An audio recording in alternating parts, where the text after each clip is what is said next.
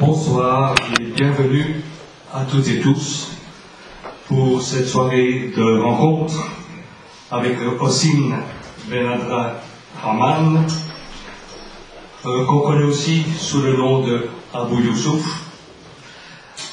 C'est avant tout un témoignage d'un cheminement au sein même de la foi musulmane et une réflexion à partir de cette expérience que Hossein va nous partager ce soir.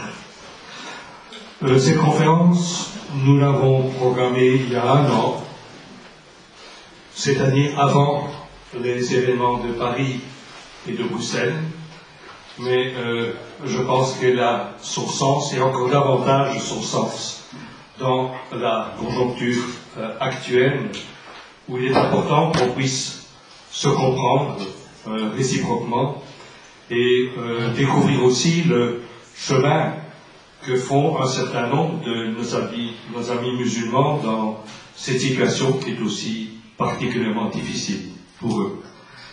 Hossein, bienvenue. Merci. Heureux que tu aies accepté et maintenu cette collaboration. Il y a une petite quinzaine de jours, on s'est trouvés ensemble à l'église Saint-Michel, où dans une grande célébration, il y avait 600 personnes, en quotidien musulmans, les autres chrétiens, ensemble, autour de Marie, et c'était vraiment un moment extrêmement intense. Je pense qu'il est important que des choses comme ça puissent se passer aussi. À toi la parole. Merci. Mesdames, Messieurs, bonsoir. Je rentre dans le vif du sujet, heureux de vous le voir et de s'adresser à vous et de parler à vous sur l'islam, sur l'islamisme, sur l'évolution de pas mal de gens au sein de l'islamisme contemporain. Il y a beaucoup de gens qui confondent entre islam et islamisme.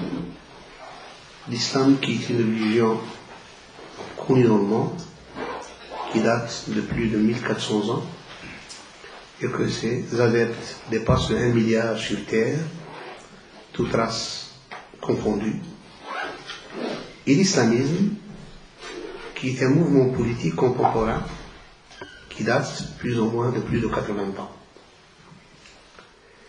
Mais le problème que les gens ne sachent pas, comment l'islamisme a fait une opération sur l'islam,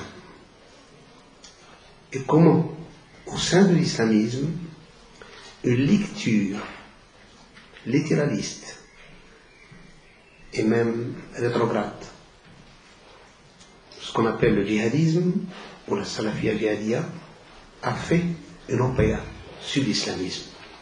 Qu'est-ce qui s'est passé?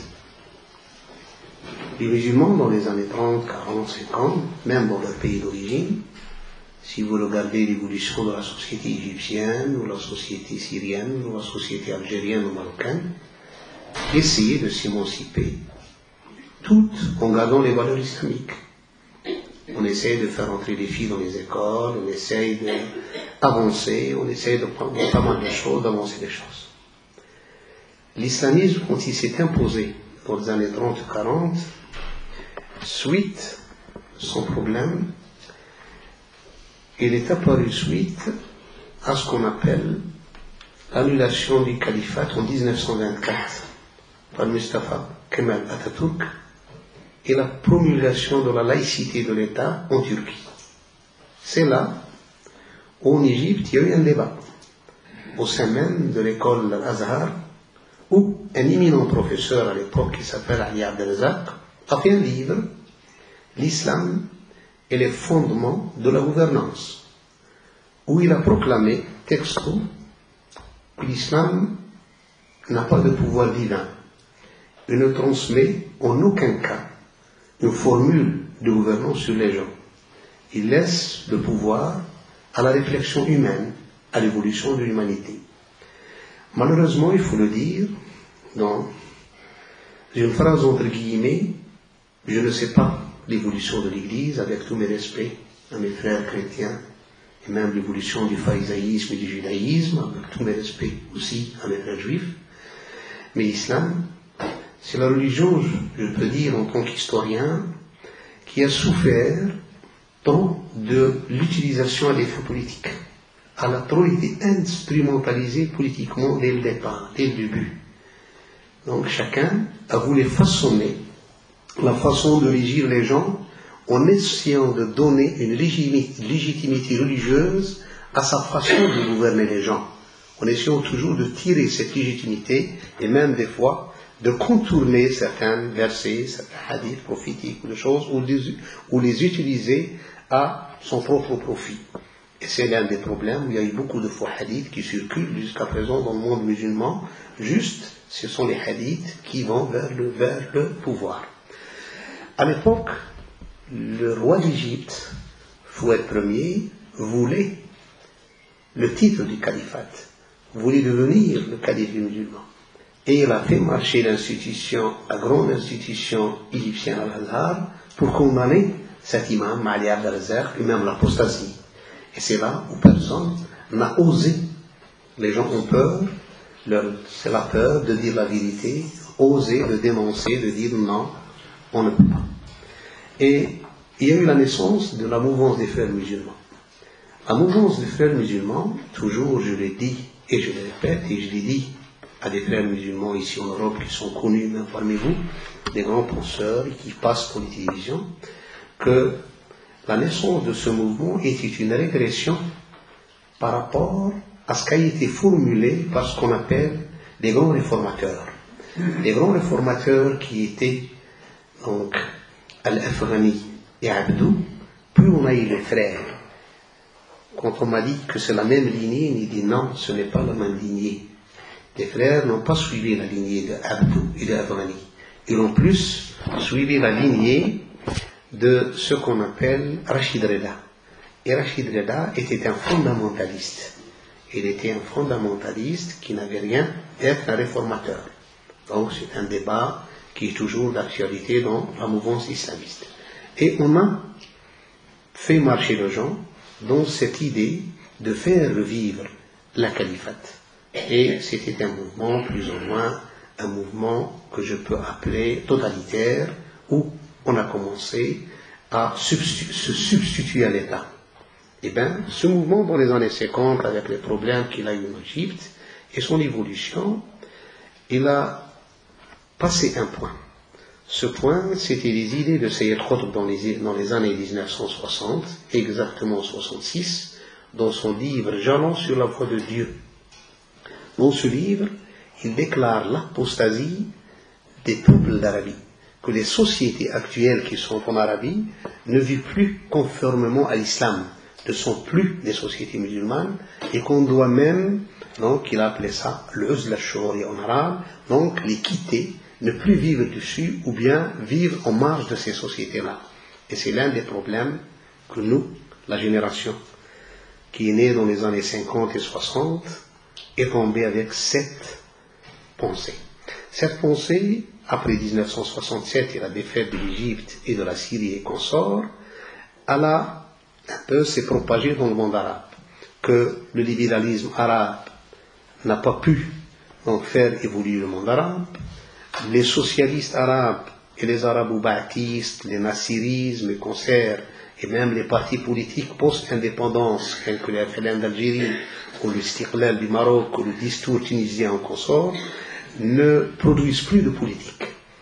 C'est des partis qui étaient destinés juste pour faire émanciper les peuples et accéder à l'indépendance, mais ne font aucun produit politique, ne proposent aucune idée. Juste, ils ont épousé les thèses socialistes ou les thèses donc même communistes de Che Guevara de l'époque, et ainsi de suite, mais les idées pour faire évoluer les jeunes dans l'université et tout ça, c'était zéro. Donc, les frères musulmans à l'époque, qui se sont dispersés dans le monde arabe, ils ont pu faire canaliser la jeunesse, parler aux jeunes, et c'est là où nous, en Algérie, et peut-être d'autres au Maroc, en Tunisie, et partout, on a été plus ou moins influencés par ces idées-là.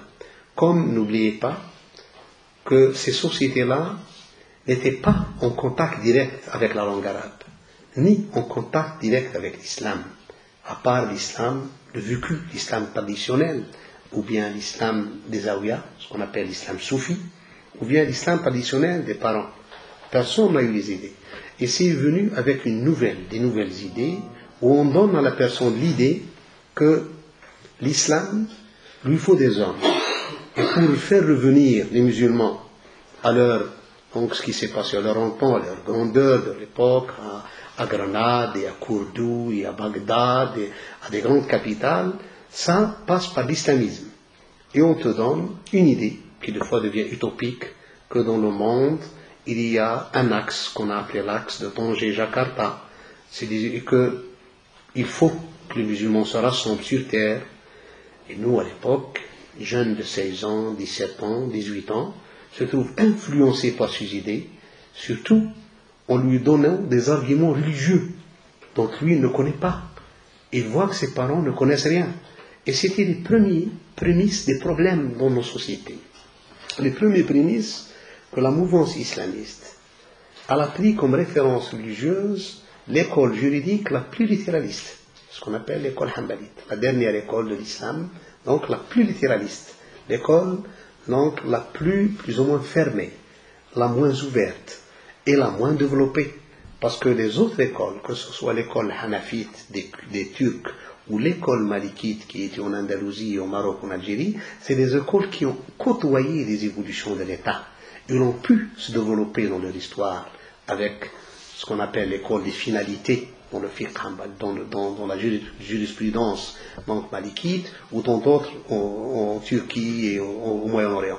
Par contre, l'école hanbalite qui venait d'Arabie Saoudite, c'est une école qui n'a pas côtoyé les États, qui n'a jamais participé à l'évolution des États, qui n'a jamais aimé, qui ne connaît même pas ce que veut dire les pays, même que ce soit les libertés, même ce que ça veut dire l'évolution des sociétés, même jusqu'en 1979. Donc, cette école n'avait pas de jurisprudence concernant les assurances.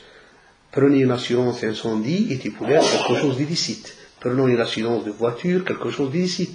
Parce que ces sociétés n'ont pas connu de telles évolutions. Par contre, les autres écoles juridiques ont pris leur disposition depuis longtemps. Ils ont évolué avec l'évolution des sociétés. Donc ça, la mouvance islamiste a pris cette école comme référence. Et c'est là où on a assisté, je me souviens très bien, dans les années 76, 77, 78, 79, à des problèmes dans les mosquées, où les vieux qui faisaient la prière suivant l'école juridique malikite au Maroc et en Algérie rentraient dans des problèmes avec les jeunes qui faisaient la prière suivant une autre école. Et les vieux disaient, écoutez, nous on a fait la prière, ça fait des siècles, c'est comment vous voulez faire comme ça? Et c'était des problèmes. Et on a commencé même à délégitimer. C'est l'un des problèmes de l'islamisme. La première chose, c'est délégitimer les écoles, ce qu'on appelle les imams des États, tous les gens qui étaient des écoles juridiques anciennes. Si vous dites parce que les frères musulmans n'ont pas été épaulés par Al-Azhar durant leurs problèmes avec Nasser dans les années 60, eh bien, tous les ulama musulmans, toutes les références religieuses qui n'ont pas parlé, deviennent à la solde des gouvernants. Donc, ils deviennent sans aucune légitimité. Dès que tu donnes une référence religieuse qui n'entre pas dans le cadre connu, cette référence est délégitimée. C'est l'un des problèmes qui ont causé, qui était le début des problèmes dans les années 70. La mouvance Takfir ou Hijra, donc c'est là où on a été des jeunes, on a été influencés par cette mouvance, il faut le dire honnêtement, et on a commencé à dire que c'est le vrai islam, que c'est ça l'islam. Donc c'est une opéra qui a été faite par l'islamisme sur l'islam. Jusqu'on s'est posé la question, faut-il être musulman, être islamiste pour être musulman? Ça c'est une question que je me suis posée en 1980 à l'université d'Oran. Écoutez, c'est là, parce que je commence à lire. La seule chose qui bat ces choses-là, c'est la lecture. La lecture et avoir les moyens d'analyse, la méthodologie. Il faut que les Occidentaux aident les musulmans dans ça, la méthodologie, à critiquer, à mettre les points sur les i, à rassembler. Écoutez, on ne peut pas être, donc il ne faut pas demander quel est l'avenir, ou bien quel a été le sort de nos parents, de nos arrière-grands-pères et arrière-grands-pères des siècles qui étaient musulmans sans être islamistes. seront-ils en enfer? Parce que si, pour être musulman, il faut être islamiste, ça c'est un problème de fond. Et c'est là que je me souviens, ça commence ces problèmes. Donc tu deviens à ouvrir le dossier, tu trouves parmi les choses que c'est pour ça, c'est de l'accumulation. Au début, tu dis peut-être c'est une erreur d'appréciation, peut-être que les gens n'ont pas encore compris. Mais non, tu trouves là, c'est une école qui, d'abord, se croit qu'elle détient la vérité absolue et qu'elle demande la soumission totale. Plus grave, ils pensent pour toi. Ce qu'ils pensent, eux, tu dois le suivre. Tu n'as pas le droit de dire non. Et c'est là qu'on commence à dire, écoutez, ce n'est plus l'islam. L'islam ne demande pas que les gens poussent moi. Si je lis les versets coraniques, je vois que les gens, s'ils seront punis le jour de la résurrection, et je dis moi en tant que musulman, c'est pour avoir laissé les autres réfléchir à la place. Ce n'est pas eux que ce qu'Allah leur donnait l'intelligence n'ont pas utilisé, eux, ils ont laissé d'autres les guider là où ils veulent. Ça c'est faux. Eh bien, c'est venu l'Afghanistan. Avec l'Afghanistan, on assiste à l'émergence de la lecture la plus radicale au sein de l'islamisme. C'est là où une personne, et que je qualifie honnêtement, je l'appelle le syndrome palestinien. Qu'est-ce que ça veut dire le syndrome palestinien? Dans les islamistes, là où il y a un Palestinien, il vit avec l'idée de rassembler les gens pour libérer la Palestine. Nous avons une personne qui était frère musulman qui s'appelle Abdallah Azam. Abdallah Azam en Afghanistan, il est parti. Le peuple afghan, c'est lui qui s'est soulevé contre les soviétiques, les Russes. À l'époque, il était aidé, certes, par le Pakistan, par l'Arabie saoudite, et par l'Occident. Il faut le dire, il ne faut pas nier ça. Les États-Unis, l'Europe, tout le monde a participé à aider le peuple afghan. Donc, il ne faut pas dire, eh bien, lui, en allant là-bas, il a eu l'idée de rassembler des jeunes arabes qui viennent. Donc, il y a eu la venue de tous les jeunes. Il a fait ce qu'on appelle une maison d'hôtes à la ville de Peshawar, à quelques kilomètres de la frontière afghane. Et on a commencé à recevoir les gens. Et c'était des jeunes qui venaient des volontaires, comme les gens qui viennent actuellement en Syrie. Ils venaient de partout du monde. Et avant de les envoyer, soi-disant, à combattre, on a commencé à les endoctriner. À les endoctriner avec des idées de ce qu'on appelle le djihad égyptien. Le djihad égyptien, c'est des idées d'une ancienne école qui était dans le début de l'islam. Parce qu'il faut le dire honnêtement, il y a 3 sortes d'islam. Il y a 3 versions de la religion musulmane. Il y a la version sunnite, qui est suivie par le 90% des musulmans sur terre, dont je suis parti. Il y a la version chiite. Et la différence, elle est énorme. On ne peut pas dire qu'ils sont les mêmes. La version chiite et la version sunnite, c'est comme quelqu'un, il a 2 livres qui ont le même intitulé, Islam, mais qui n'ont pas le même contenu. Il y a le Coran comme livre. L'interprétation n'est pas la même. Ce n'est pas la même exégèse. Si vous lisez l'interprétation chiite, elle est trop différente de l'interprétation sunnite. Ce qu'on appelle les paroles prophétiques ou les hadiths, la deuxième source de l'islam, c'est carrément, et je le dis honnêtement, carrément contradictoire. Aucun lien. Aucune référence ensemble. Les références prises par le sunnite sont dénigrées par le chiite. Aucune relation. Donc, si vous lisez le livre Al-Kafi, qui est le livre de référence chez les chiites, il n'a rien à voir avec le livre Al-Bukhari, donc, qui est la référence chez les sunnites. La position envers les compagnons du prophète, ce n'est pas la même position. La position envers la famille du prophète, ce n'est pas la même position. La jurisprudence, dans pas mal de choses, elle n'est pas donc la même jurisprudence. C'est pour ça que je dis, écoutez, ce n'est pas la même version. C'est une autre version, il faut être logique. Quand on me dit, c'est un rite ou c'est une école juridique, non, je ne dis pas c'est une école juridique, c'est une autre version.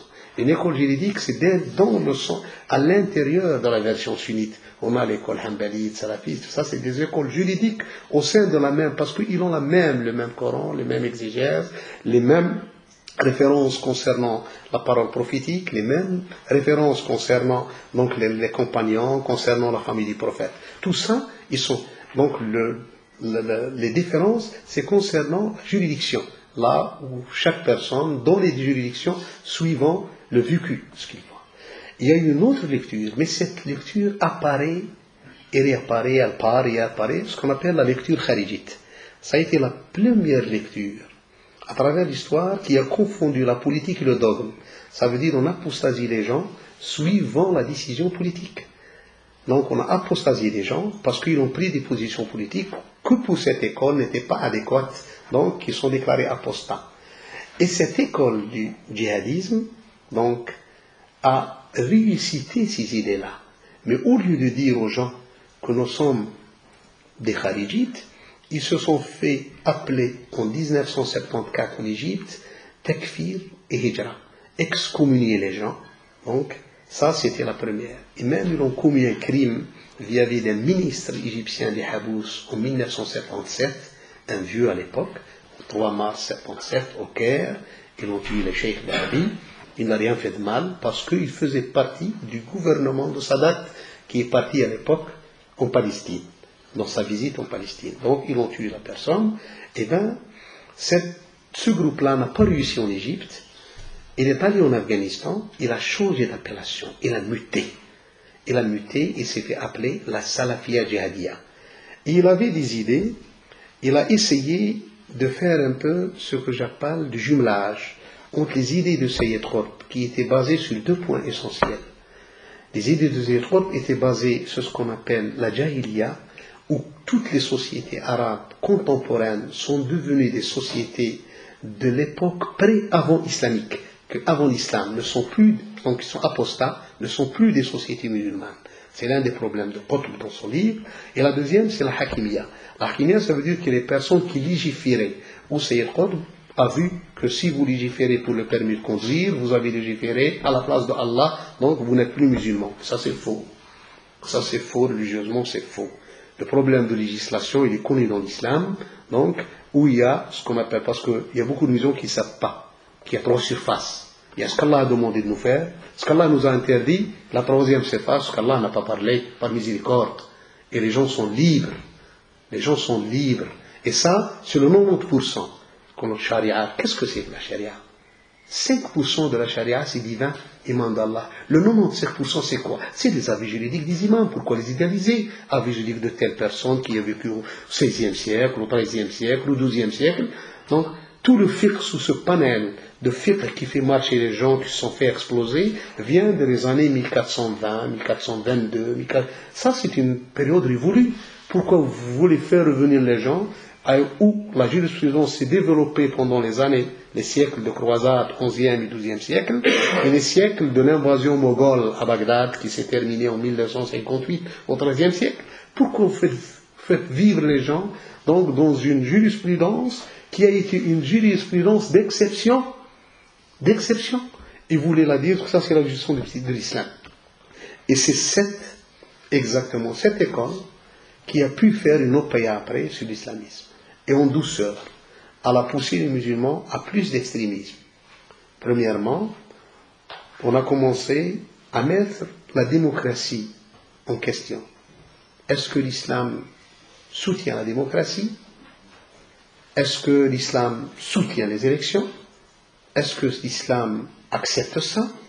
Et comme ce n'est que cette école qui est légitimée, on trouve des jeunes, je me souviens, en Algérie, dans les années 89, quand il y a eu la création de FIS. Et je vous dis la vérité, j'en faisais partie de ce parti, j'ai adhéré au FIS en novembre 89, et j'ai fait partie de ce parti dans ma vie jusqu'en 93-94. Puis c'est là où j'ai des idées dans ça. J'ai dit, ça c'est le programme, c'est fini, il faut terminer avec ça. Ça c'est du bricolage, il faut aller à autre chose. Il faut changer, il faut aller à autre chose, tout en restant musulman. Donc il faut appeler musulman à une autre lecture, c'est fini, ça il faut terminer. Donc ça, on a commencé à revenir en arrière. Nous on a fait un parti politique, et est-ce que vous êtes sûr que l'islam vous demande de faire un parti politique? Comment faire pour accéder politiquement si on ne fait pas un parti politique? Un parti politique aide les gens à se rassembler, à discuter, à trouver des idées pour les mettre dans la société. suivant le degré de ce qu'ils ont. Ceux qui sont catholiques peuvent adhérer à des partis catholiques, d'autres laïcs peuvent adhérer à des partis laïcs. Nous, donc, on peut faire, j'ai dit, pourquoi ne pas faire évoluer les partis islamiques à la démocratie chrétienne. Nous avons des partis démocrates chrétiens en Italie, nous avons en Espagne, nous avons partout, essayer de copier ce modèle. Pourquoi pas? Pourquoi eux ont pu avancer dans la démocratie tout en étant chrétiens, tout en respectant les valeurs de leur religion? Pourquoi nous, en tant que musulmans, ne peut-on pas faire ces partis? Et c'est là où c'était l'innovation. Ça, c'est une chose qui est bida. Innovation, je dis non, ça n'a rien de bon. Et ça nous mène toujours vers des débats du 1er siècle. Donc, pour régler les débats de 14 siècles, on doit revenir à ce que s'est passé avant. Est-ce que c'est permis? On dirait que la vie s'est terminée au 1er siècle. Écoutez, la vie a avancé. Et l'islam n'a pas donné de consigne de gouvernance, n'a pas dit donc il n'y a pas de califat. Tous ces gens-là meurent sur quelque chose de faux. Tous ces hadiths de califat sont caducs.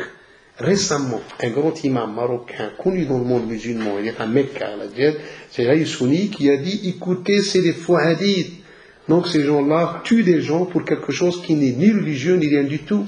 De quel droit vous faites ça? Et ça fait 20 ans que je crie sur tous les toits, ici en Europe, dans tous les mosquées. Je dis non, c'est faux ce que vous dites.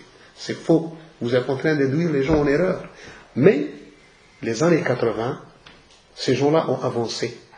C'était des centaines de livres qui circulaient, des centaines de fascicules distribués dans les mosquées, distribués des jeunes ici.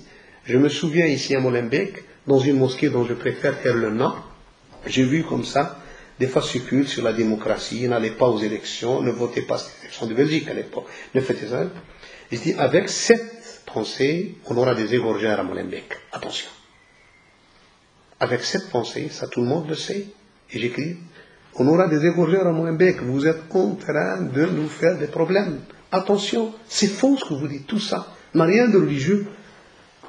Donc ça, c'était la première chose. Ces gens-là, durant les années 80, ont travaillé, et avec ces idées de qutb, et on a essayé de trouver de l'argumentation religieuse pour légitimer ça via ce que j'appelle cette lecture littéraire fermée, qui est la lecture wahhabite, donc, qui est enseignée en Arabie Saoudite. Donc on a essayé, et même tu trouves un jeune ici qui ne fait pas confiance à son imam ici, qui est avec lui, qui le connaît, qui sait comment il fait, et il téléphone à quelqu'un qui est près de 4000 km ici, donc en Arabie Saoudite, pour demander son avis. Il dit, tu demandes un avis à quelqu'un qui ne sait pas que ça veut dire les métros. Si tu lui dis, je vis en noir, je n'ai pas de papier, il ne sait pas que ça veut dire tu vis en noir. Il dit que je n'ai pas contacté l'assurance, il ne sait pas qu'est-ce que ça veut dire contacter l'assurance. Si tu es une autre société avec ses paramètres, comment tu lui demandes une fatwa? Ça, c'est un problème auquel nous sommes tous, les imams d'Europe, confrontés. Malgré que les frères musulmans ont essayé dans les années 90 de faire un organisme européen de la fatwa. Mais cet organisme, comme il était frère musulman, il n'a jamais été légitimé. Malgré qu'à la tête c'était Qardawi, il n'a jamais pu avoir une grande importance au sein des autres écoles, parce que j'ai dit, pour faire une telle chose, vous devez rassembler. Vous avez choisi les gens qui sont de votre école, qui sont de votre organisation. Ça ne colle pas. Pour parler au nom de l'islam, il faut rassembler les musulmans. Il ne faut pas parler seulement au nom de votre groupe, de votre organisation. Ça, c'est une erreur. Parce que actuellement, la plupart de la jeunesse ici est plus influencée par l'école salafiste que par l'école des frères musulmans. Donc, en plus, il faut scinder entre ce que j'appelle les organisations islamistes et la jurisprudence de l'islam. Il ne faut pas les deux casquettes. Un imam ne doit pas être politiquement engagé avec un parti. Un imam, un alim, et un savant ne doit pas être politiquement, il doit laisser un peu sa part d'être pour tous les gens. Si tu parles d'être pour tous les musulmans, même s'il émet un avis juridique, il doit les mettre en toute indépendance de tous les circonstances. Ne faites pas ça. Ça, je l'ai dit ici. Je l'ai dit à Paris, chez les frères musulmans. Je dis, essayez de laisser les imams tranquilles. Essayez de laisser les grands savants tranquilles. Donc, il ne faut pas mettre ça, c'est nos savants. Et les autres, c'est qui? C'est pas vos savants? Est-ce qu'ils sont vos ennemis? Parce que vous n'êtes pas sur la même longueur d'onde? Ça, tout ça, c'était les années 80, avec ces fascicules. En plus, on a eu une chose très importante que maintenant, il faut qu'on fasse beaucoup d'efforts. Et je le dis, il faut qu'on fasse beaucoup d'efforts pour l'effacer. C'est ce que j'appelle le djihad et le statut de martyr. À l'époque, il y avait l'Afghanistan. L'Afghanistan, c'est une résistance d'un peuple, un oppresseur. C'est une résistance d'un peuple à un oppresseur. À l'époque, il y avait un empire qui s'appelle l'Union soviétique, qui a déjà, depuis les années 1850, mais je peux dire depuis 1774, donc à la défaite de l'Empire ottoman à Kojo-Kainarji en Moldavie, a pu annexer pas mal de territoires musulmans qui étaient donc des territoires de l'Empire ottoman en Asie centrale, le Kazakhstan, donc le Kyrgyzstan, le Turkménistan, tous ces pays-là. Et puis, il a fondé l'Iran, il ne faut pas oublier. L'Iran, c'est les Russes qui ont essayé de la fondre. C'est les Russes qui ont donné ça à travers l'histoire, il faut le lire, donc pour faire un tampon entre les zones sunnites, donc de l'Asie centrale, et les zones sunnites en Asie mineure et en Arabie. Et puis, on a essayé de reprendre l'Afghanistan. Il y a eu un peuple qui s'est soulevé, il a été aidé, c'était un problème, c'est la guerre froide et ainsi de suite. Mais ces gens-là ont cru qu'ils sont en train de faire le djihad. Ils l'ont lancé, que c'était un djihad d'ailleurs. En plus, on a essayé de véhiculer ce problème de martyr, de statut de martyr, et de ce qu'on appelle un peu les mu'jizat. Qu'est-ce que ça veut dire, ou les karamets? On annonce, par exemple, que les morts qui sont morts, on a vu, on a senti le musc sortir, et on te fait de la propagande partout. En plus, on te dit, par exemple, aussi qu'un prisonnier afghan a pris juste une poignée de sable qu'il a jeté sur le char russe qui s'est explosé. Et ça, on nous a fait rentrer dans une culture qu'on a vue. Et je le dis honnêtement, on l'a vu dans le soufisme au XVe, XVIe siècle. Les musulmans ont vécu dans cette culture. C'est une culture un peu mystique. C'est une culture qui fait sortir les gens de l'ordinaire, de l'irrationnel. Tu peux arriver à une chose, bon, des fois, ça m'étonne, tu peux être à Bruxelles et le lendemain, on te verra à Tanger. Donc, à l'époque, il y avait ni avion, ni... Comment on l'a vu dans... Donc, on a eu ces idées-là. Donc, je peux les dire en arabe, ça, se sont propagés dans le monde musulman, et on est revenu. Dans les années 80, ces idées-là, je dis, écoutez, ça, c'est pas normal aussi. C'est pas normal. Premièrement, ça, j'ai discuté, ça fait 2 ans à Bruxelles, avec des jeunes, je dis non. Ce que vous dites, ce n'est pas la dimension d'ici. Il faut bien savoir, quand vous parlez de parfum du musc et consort, c'est la dimension de l'au-delà. Lisez dans les hadiths. Quand il a lu, il dit ce qu'il dit ici, dans cette vie-là. Il m'a dit non. Il dit pourquoi vous êtes en train de le propager dans cette vie-là? Il dit le jour de la résurrection. C'est un autre domaine, c'est une autre dimension. On ne sait pas l'autre dimension. Personne ne sait, ne peut dire vraiment la dimension de ce qui va se passer le jour où nous serons sur terre. C'est une autre dimension qui est très différente de la dimension de la vie d'ici-bas. Il y a 2 vies, c'est une autre dimension. Donc vous êtes en train de prendre des choses qui ont été dites pour l'autre dimension, en essayant de les inculquer aux gens que c'est ici-bas. Et les induire, ces gosses qui ne savent rien, les induire en erreur, que vous allez directement au paradis, que vous aurez ça et ça. Ça c'est faux. Tout ce que vous dites est faux. L'au-delà, c'est l'au-delà. Et c'est là, mais voilà, on m'a parlé de hadith, j'ai dit non, ça c'est dans l'au-delà. En plus, il dit je vous défie, je vous lance un défi. Nous sommes à Médine, la ville où le prophète est inhumé. À 3 kilomètres, il y a ce qu'on appelle le cimetière des martyrs. Le jour où ils ont été enterrés 73 vraiment martyrs que le Coran a cités comme martyrs, personne ne peut dire qu'ils n'étaient pas des martyrs, qui sont morts dans la bataille de Uhud. Personne n'a rapporté dans l'histoire de l'islam qu'on a senti le parfum du musc. Personne. Je vous laisse tous les livres et je vous donne le temps. Cherchez. Si vous trouvez une phrase qui dit que autant quand les musulmans les mettaient sous terre en la présence du prophète, quelqu'un a dit qu'on a senti du musc, dis-moi, disez-moi. Donc ne me parlez pas de ça, n'induisez pas les gens en erreur. Ça, c'est une dimension de l'au-delà. Donc ces idées-là ont canalisé les jeunes. Ont canalisé les jeunes, et cette mouvance, je le dis, a pu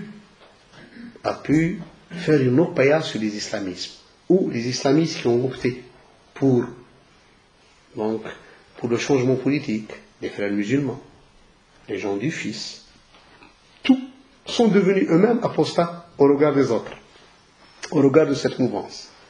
Ils sont devenus apostats, vendus, ainsi de suite. Donc, où la seule alternative qui était posée, c'est l'alternative de rentrer dans le combat avec les pouvoirs. J'ouvre une parenthèse. Je n'exclus pas que les pouvoirs dans les pays arabes ont instrumentalisé aussi cette mouvance. Parce que les pouvoirs, ce que j'appelle les oligarchies militaires dans les pays arabo-musulmans, surtout dans les pays arabes, il faut bien savoir qu'ils n'ont pas d'alternative. Dans les pays arabes, il n'y a pas de société civile. Ne vous étonnez pas quand il y a des élections, c'est les islamistes qui gagnent. Pourquoi ils gagnent les islamistes? Les gens votent pour les gens qui les connaissent. Ils votent pour la personne qui le voit à la mosquée, qui le côtoie tous les jours. Parce qu'il n'y a pas de société civile. Il n'y a pas. Le seul pays où il y a une petite société civile, c'est la Tunisie. Et les islamistes n'ont pas eu, n'ont pas fait leur admarée. Parce qu'il y a l'UJTT. N'oubliez pas que l'Union Générale des Travailleurs Tunisiens est forte historiquement. Donc, depuis avant l'indépendance de la Tunisie. Donc, c'est une très grande. Et la Tunisie, c'est la société des villes dans le monde arabe. Elle n'est pas une société bédouine. Par contre, l'Algérie, c'est une société qui était bédouine et qui a fait une ruralisation des villes. Après le départ des Français, on a assisté à la ruralisation des villes. Et je peux même dire un mot, à la hilalisation des villes. Ça veut dire que la plupart des Arabes qui sont venus, qui sont d'origine hilalienne, ont habité les villes, les grandes villes. Et se sont habités dans les agglomérations, dans le pourtour des villes, faisant plus ou moins ce que j'appelle les ceintures. Et c'est là où il y a eu ces quartiers populaires, chauds, on a eu tous ces problèmes-là. Et ces gens-là ne sont jamais intégrés à la vie citadine. C'était des Bédouins, et ce fiqh, cette jurisprudence fermée, leur était plus ou moins plus proche. Parce que c'est des gens qui ne connaissent pas le gris. C'est ou bien blanc, ou bien noir. Il n'y a pas de surface gris. Il n'y a pas, il faut voir ça, il faut voir... Non. Ça, c'est des problèmes dans le monde arabe. Mais les pouvoirs, dans l'islamisme, ils savaient que la seule alternative qui peut leur faire mal dans le monde, c'est la mouvance islamiste. Donc, on a essayé au sein de la mouvance islamiste de pousser cette mouvance destructrice, donc, et de l'infiltrer, pour casser tout l'islamisme et mettre tous les islamistes dans le même sac, qu'ils deviennent tous des criminels et tous des terroristes. Et ça, ce qui a été fait en Algérie et qui est en train de se faire en Égypte, et Assad a un peu plus ou moins suivi ce que j'appelle l'exemple algérien et ainsi de suite. Tout ça, mais les islamistes, où est leur degré de responsabilité? Et je le dis honnêtement, ils n'ont jamais délégitimé ils n'ont jamais délégitimé cette école djihadiste. Personne n'a dit. Quand je trouve certaines têtes, genre, par exemple, 1994, écrire un mot que Dawahiri est une personne, Dawahiri est un criminel. Pourquoi ne pas le dire? Ben Laden est un criminel, pourquoi ne pas le dire? Pourquoi personne n'a eu le courage, en 1995, à Londres, contre Abu Qoutada, le Jordanien, donc, qui émet des fatwas pour l'assassinat des femmes et des enfants? Personne à Londres. Tous les chefs islamistes étaient présents. Tous ont entendu cette sentence qu'elle a appelée glorieuse, fatwa adima en arabe, où il annonce donc la légitimité de l'assassinat des femmes et des enfants en Algérie. Personne n'a eu le courage de dire, écoute, qu'est-ce que tu fais? Ça c'est illégitime. Personne, tout le monde, on dirait que ce n'est rien. Et quand on s'est levé et quand on a parlé partout, c'est nous qui étions délégitimés. Honnêtement, c'est moi qui étais partout. Quand je dis écoute, c'est un criminel. Et on me dit non, c'est tel ou tu dis ça ne m'intéresse pas qui va faire le coup. La législation existe. Les gens qui vont faire ça peuvent être ce qu'ils peuvent être. Quand c'est moi qui demande, je dis, écoutez, en plein mosquée, je dis, celui qui tue un chrétien sera au paradis. Et bien demain, on va tuer des gens à Bruxelles, même s'ils seront tués par des bandits, même s'ils seront tués par des brigands, même je ne sais pas par qui, j'ai la responsabilité morale devant Allah. Peut-être ce n'est pas moi le coupable 100%, mais ma culpabilité est prononcée parce que j'ai dit quelque chose de très grave.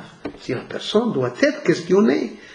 Le problème des islamistes, je dis des islamistes que se disent modérés, n'ont pas réagi.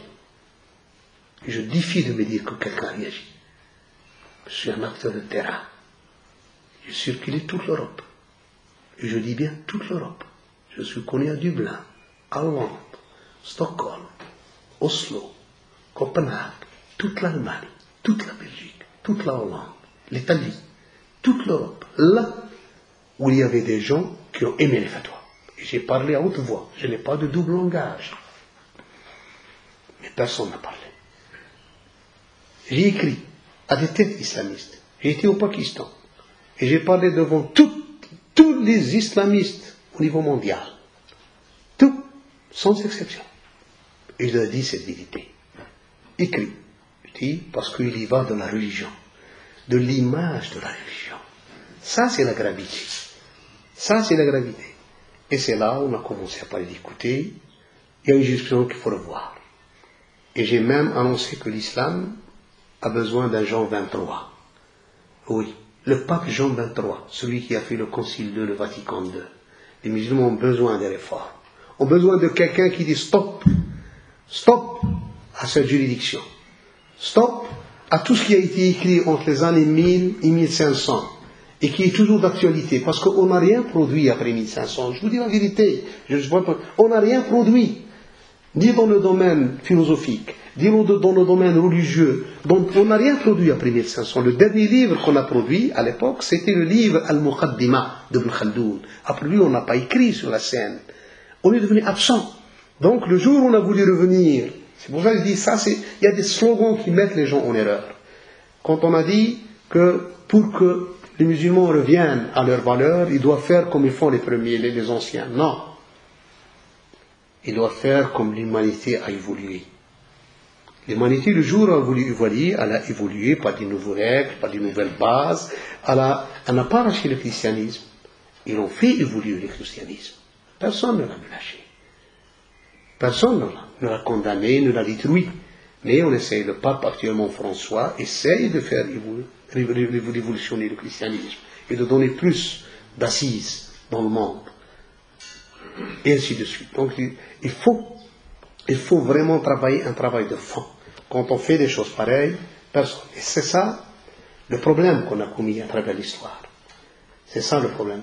Donc maintenant, honnêtement, et je le dis, les islamistes modérés ont laissé un concert se développer. Ils ne lui ont pas donné. Ils ne lui ont pas donné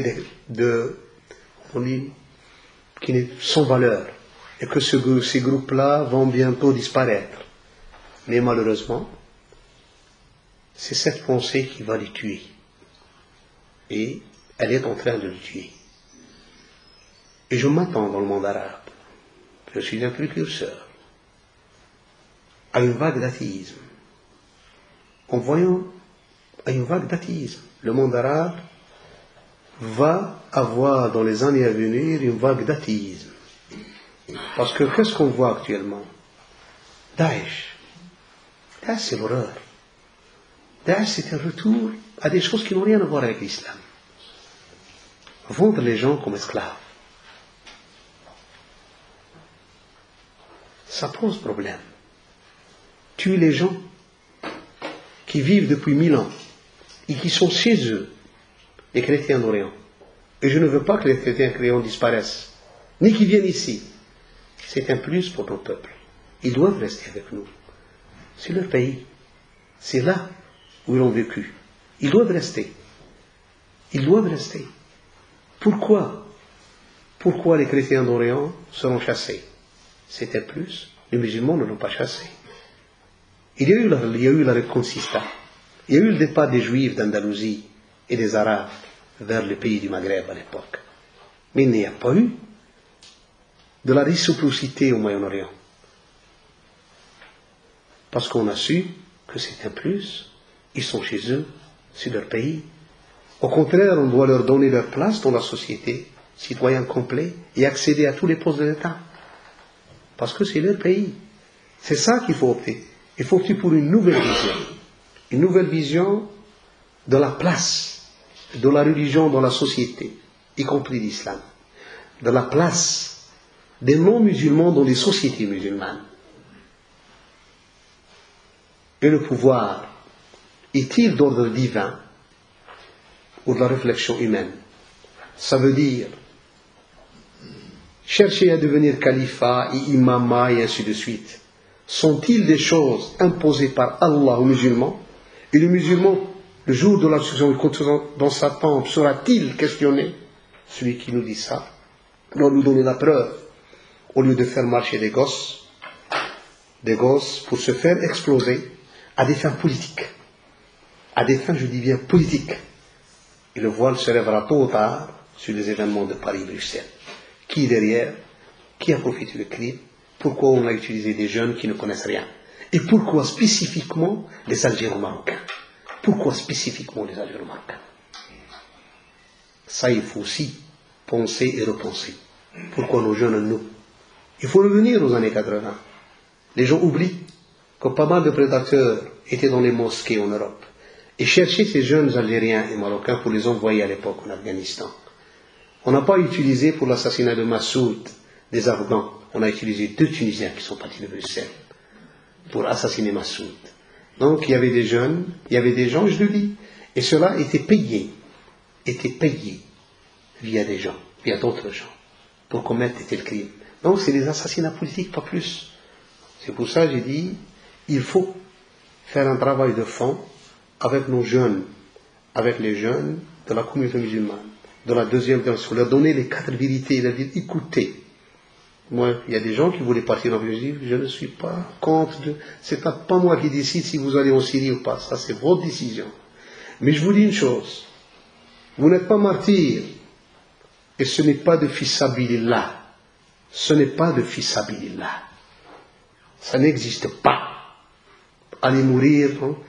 Les Syriens n'ont pas besoin de vous pour chez vous. Les Syriens savent combattre. Ils savent 26 jours, ils ont leur liberté. Et votre départ là-bas nuit à leur cause plus qu'il la sert. Daesh a nuit à la cause du peuple syrien pour l'émancipation plus qu'à la service du peuple. Donc, c'est des choses qui laissent les gens. Donc, c'est cette jurisprudence. Quant à la philopéa sur l'islamisme, j'ai quitté l'islamisme. Je dis, je reviens musulman. Je côtoie tous les gens. Et je plaide pour un nouveau discours dans l'islam. Basé sur l'islam, ce qui a été vraiment dit dans l'islam. Mais la lecture kharijite, imposée par le djihad égyptien, le groupe de Tawahiri et consorts. Donc, parce qu'il faut le dire, c'est le groupe de Tawahiri et consorts qui a imposé. Même il a fait un livre, il appelle l'obligation absente sur le djihad. Comme ça, le livre, il écrit l'obligation absente. Depuis quand il a été une obligation absente? Quand on lit dans l'islam, ce qu'on appelle le djihad, c'est quoi? C'est la défense nationale. C'est sa défense contre une personne qui vient agresser les musulmans. Non, ils me disent non, nous devons aller faire des groupes et aller. Ils l'ont appelé djihad à par la visite. Non, ça c'est une agression. On n'avait pas le droit de le faire. Le monde a évolué. On ne vit plus en 1900 et 1300. On ne vit sous un monde. L'Occident a fait évoluer l'humanité. Depuis 1815, on a les instances, on a les ambassades, on a les consulats. Depuis 1920 et Versailles, on a les instances internationales, on a eu les SDN, on a l'ONU, on a les États indépendants, on a les traités internationaux. Le monde et l'humanité a évolué. On ne vit plus au XIIe et XIIIe siècle où une personne fait une armée pour conquérir d'autres territoires ou aller s'adresser, attaquer à d'autres peuples. Ça, c'est une époque révolue dans l'histoire de l'humanité. Il faut toujours avoir les moyens de ton époque. Il faut toujours Si vous voulez quelque chose, que vous avancez une chose, avancez-la par les moyens de ton époque. Je dis, écoutez le prophète. Il était un problème avec Quraysh. Pourquoi il a fait le traité? Qui a fait avancer l'islam? C'est le traité de Hudaybiyah qui a fait une paix, une trêve. C'est là où l'islam a avancé. C'est pas la guerre qui l'a fait avancer. Vous faites erreur. Il faut revoir l'histoire avant de parler. Ça, c'est des problèmes que m'ont laissé en 94-95 a clairement quitté l'islamisme et a plaidé une nouvelle forme de l'islam tout en étant indépendant. Et j'espère, et je le dis, j'espère que tous les gens qui ont de bon sens, qui ont ce que j'appelle de la science religieuse, gardent leur indépendance vis-à-vis des organisations islamistes, pour qu'ils ne légitiment pas les actes d'une organisation parce que c'est son organisation. Il lui trouvera des excuses religieuses. Garder l'indépendance, c'est-à-dire avoir la juste mesure. Dire à celui qui commet un bien, merci, tu as fait quelque chose de bien. Et dire à celui qui a commis quelque chose de mal, non monsieur, c'est faux ce que vous avez fait. Vous devez vous repentir. Sans vexer les gens, sans insulter les gens, sans apostasier les gens, sans mettre les gens donc dans l'embarras. Essayez toujours de trouver un discours plus ou moins acceptable qui fait avancer les choses. Malheureusement, on est loin, je le dis, mais il faut persévérer. Il faut dire ça aux gens. Il faut le dire sans équivoque et sans attendre rien de retour. On est arrivé à un âge avancé, on n'est pas des gosses. On arrive bientôt à la fin de nos vies. Il faut mieux dire la vérité maintenant. Je ne suis pas un gosse. J'arrive à 60 ans de ma vie. Donc, et nous, dans l'islam, on sait que dès qu'on arrive à 60 ans, on commence la descente. Donc, il faut mieux dire la vérité aux gens avant de partir. Non, pas au djihadisme, pas à cette lecture. Il faut aider les jeunes d'ici à faire la différence entre ce qui est religieux et ce qui est culturel.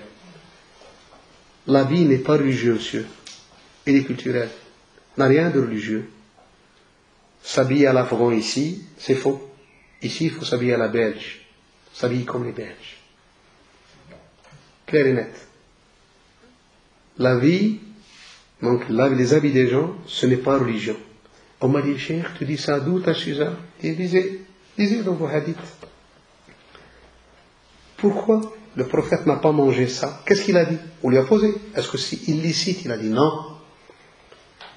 Mais chez nous, dans ma famille, dans ma société, on ne le mange pas. C'est pour ça que je n'ai pas voulu le manger. Ça veut dire que c'est culturel. Ce n'est pas religieux. C'est culturel. Il faut que les gens savent ça. On essaye d'importer une culture au nom de la religion, d'importer des traditions au nom de la religion. Non. Il faut que nos enfants vivent en Belgique en tant que Belges. Il faut qu'ils sachent l'histoire de la Belgique. Il faut qu'ils savent l'histoire de leur pays. Parce qu'ils vivent avec les gens, avec leurs amis. Ils sont dans les mêmes écoles avec eux. S'ils posent une question, l'avenue Tervuren a été faite par qui? Moi, il m'a dit, écoutez, c'est le roi qui l'a fait. C'est le roi Albert II qui a conduit ça. C'est le roi Albert Ier qui a fondé la Belgique. C'est tel roi qui a... Il faut que les gens savent l'histoire de leur pays. Il dit, nous vivons ici, il faut que nous sachions l'histoire de ce pays et son évolution dans tous les domaines. Qu'est-ce que c'est que la CSC? Qu'est-ce que c'est que la CBP? Pourquoi le CDMV? Pourquoi ça? Il faut que nous sachions l'évolution de notre société. Pourquoi il y a un déclin en Wallonie? Pourquoi? Tout ça, il faut inciter nos jeunes à le connaître. À le connaître les personnalités belges. On dit qui? Oui, Philippe Martins, ici, qui c'est un ex-ministre belge, voilà. Il faut que les gens... Donc il faut aider les gens à s'intégrer. On ne peut pas vivre dans un pays dont on ne connaît rien. Et même, je dis honnêtement, être bilingue. Et ça, je dis à tous les Marocains. à tous les jeunes, soyez bilingues. Si vous parlez néerlandais, parlez français. Si vous parlez français, parlez néerlandais. Il faut s'intégrer dans ce pays-là, avec un discours, tout en étant musulman. Je ne peux pas, moi, imposer à des gens une certaine vision de vivre qui n'est pas l'islam, mais qui est l'islam. Je termine avec une petite phrase, avec une chose qui m'est arrivée à une certaine époque.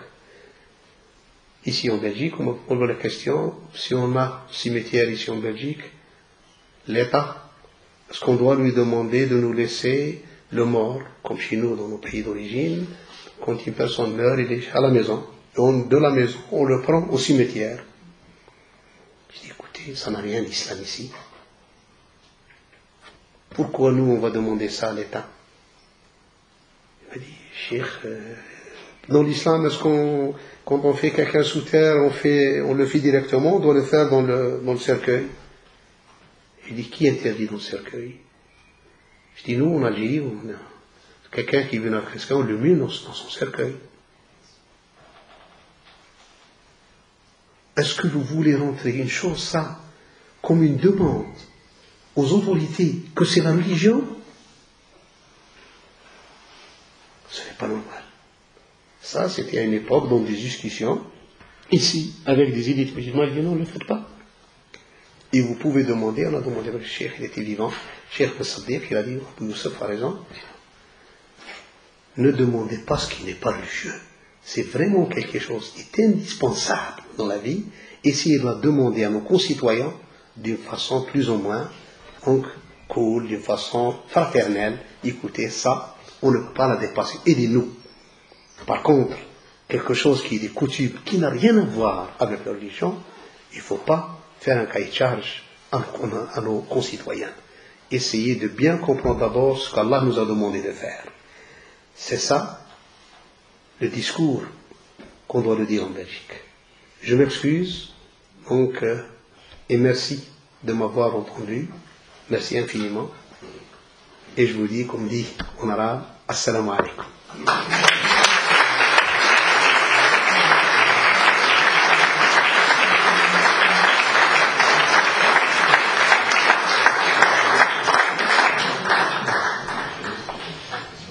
Aussi, grand merci d'avoir partagé quelque chose de ton chemin. Oui. De chemin qui n'a pas été facile. Ah, ça n'a pas été facile, je vous le dis. Voilà. Ça n'a pas été facile. Alors maintenant, on peut prendre un temps de questions. Est-ce que tu préfères qu'on pose une question et réponse ou bien qu'on rassemble quelques questions? C'est comme vous voulez, c'est pas un problème. Bon, c'est très plus simple, on va rassembler trois. Marianne, peut-être. Je vais passer le micro.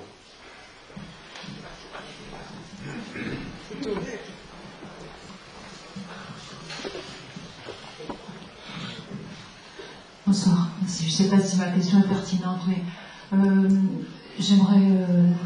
j'ai l'impression que cette idée, cette notion des califats ressurgit maintenant avec beaucoup de force, pas seulement à Daesh, mais un peu partout. Et je voudrais savoir pourquoi, et pourquoi ça séduit les jeunes aujourd'hui, et si cette résurgence, cette idée va durer longtemps, enfin, quel est l'avenir de cette... Je ne sais pas, moi j'ai vécu dans le pays musulman, j'en ai vécu aussi les tortures islamistes, parce qu'il est dans la constitution iranienne entre autres. Je ne sais pas, je vais commencer avec une remarque ou ma question, je ne sais pas. J'ai le droit à deux? Oui, allez. J'ai appris au moment, c'est pas trop long. Oui, très court. En fait, j'ai appris vraiment la plupart des islamistes, que ce soit islamistes soi-disant modérés, type frères musulmans, ou les islamistes qui vont tout droit au combat, qui est gauche, comme Daesh ou Taliban ou autres, en fait, sont complémentaires, ils ne sont pas fondamentalement séparés. Je pense que le problème de l'islam, ça réside dans l'islam lui-même.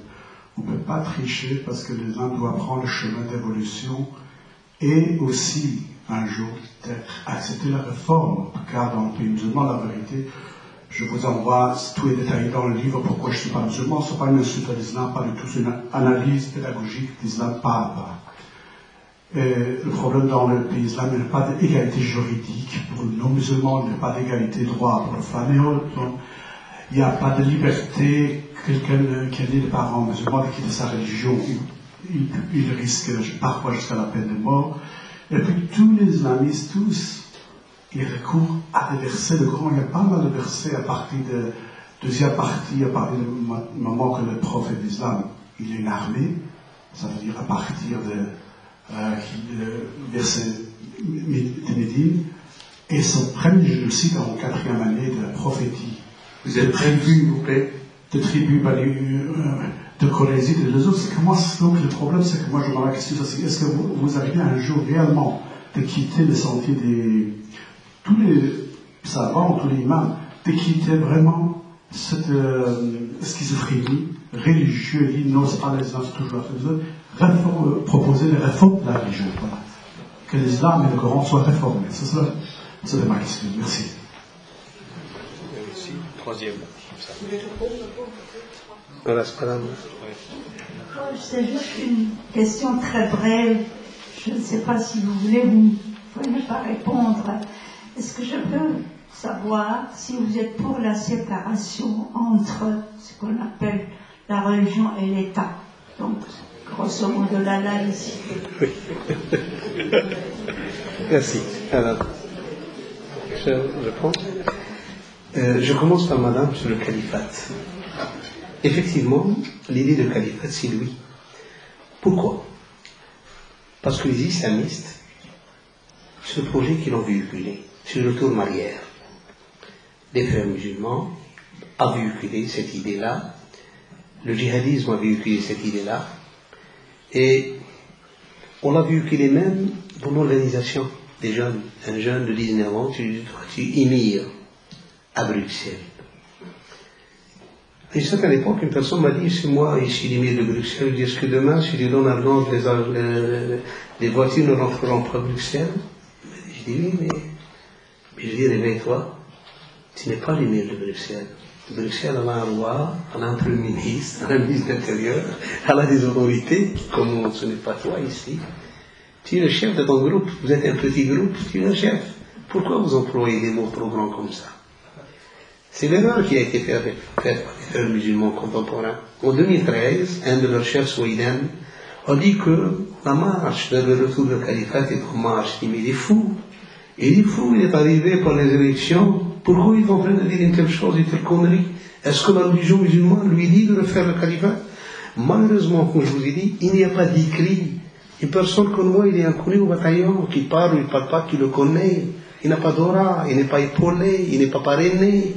Tu n'as personne derrière toi, je parle devant 5 ou 6 qui me connaissent à Bruxelles. Il n'y a pas ça qui me connaît. Donc, les têtes dans la mouvance, dans la mouvance islamique, dans le monde musulman se taisent, personne ne parle. C'est l'un de nos problèmes. C'est pour ça, je vous dis, je suis de votre côté, j'ai peur, j'ai trop peur que cette idée reste toujours planquée, reste là, parce que personne ne veut la démonter. Et les gens qui la demandent n'ont pas les moyens de la démonter. Ça, à mon frère qui a souffert, j'ai souffert comme lui. Moi j'ai payé cher, hein. Vous ne me connaissez pas. J'ai payé mon père qui a 70 ans, tué par les militaires algériens, par l'armée algérienne. Ma maison a été démolie. Je suis 25 ans en Algérie.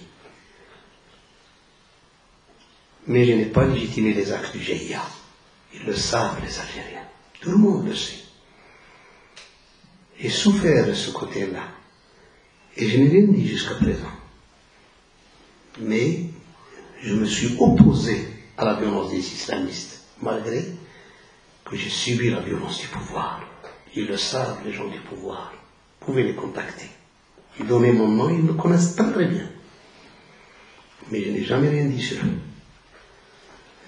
Maintenant, la schizophrénie. Vous m'avez entendu dire que l'islam a besoin d'un Jean 23. Ça veut dire quoi? Ça veut dire des profondes réformes dans la lecture. Bannir la lecture littéraliste. Revenir à la métaphore.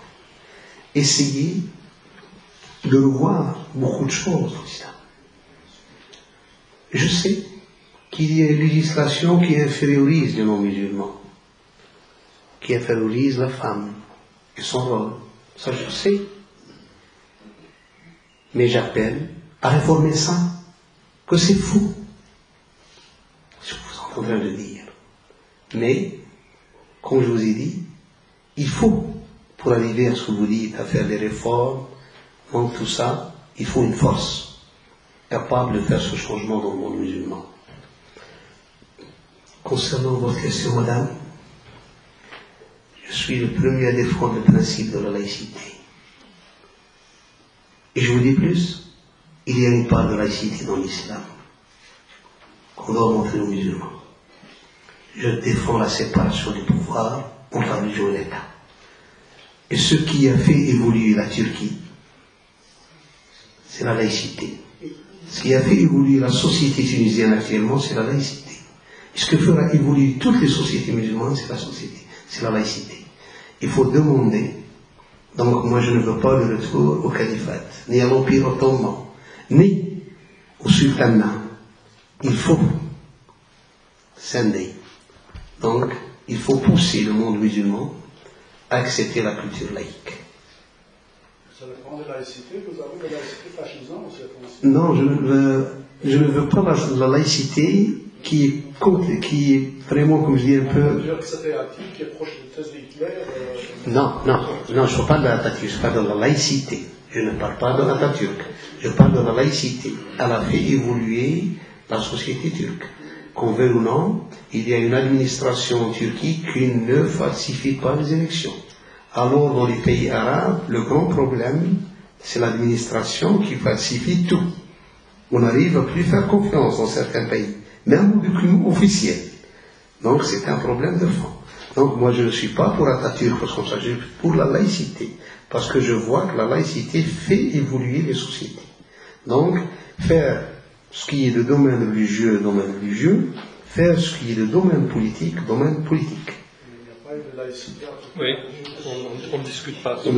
Non, je ne suis pas dans la laïcité. Hein. Je suis juste pour le principe de séparation. Oui. Oui. Ok, on passe à d'autres questions. Ici, là, oui, et puis là. Bonjour, d'abord merci pour cette conférence qui était très sincère, je pense, et assez touchante. J'avais une question, cette réforme que vous appelez de vos voeux, cette réforme musulmane que vous appelez de vos voeux, et je vous suis à ce propos, est-ce que vous la sentez venir? Est-ce que vous la voyez venir? Ou bien au contraire, est-ce que le courant salafiste, djihadiste est en train de tout contaminer? Je précise un peu ma question, je travaille beaucoup avec des jeunes musulmans, d'origine musulmane, qui se posent beaucoup de questions sur leur religion, et ce que je vois, c'est quand ils se posent des questions, où est-ce qu'ils vont chercher les réponses? Sur Internet. Or, il y a une prééminence des sites salafistes sur Internet de manière exagérée, et donc on voit de ci, de là, des idées qui apparaissent. Alors, moi j'ai arrêté la musique. Mais moi je touche plus, je dis plus bonjour à mes copains féminins ou masculins. Voilà. Mais moi maintenant je sors plus en mon voile, etc. Sinon je vais être maudit, enfin des choses comme ça. Comment lutter contre ça? Madame, là ici, puis monsieur. Oui. Bonjour et merci pour votre exposé. J'avais une petite question par rapport à la mouvance d'affaires musulmans qui prône actuellement un islam européen et une adaptation finalement des pratiques religieuses dans nos sociétés occidentales. Je voulais savoir ce que vous en pensiez et quelles étaient selon vous les éventuelles déviances qu'on pourrait détecter. Est-ce que c'est une bonne réponse, une mauvaise réponse? Pourquoi?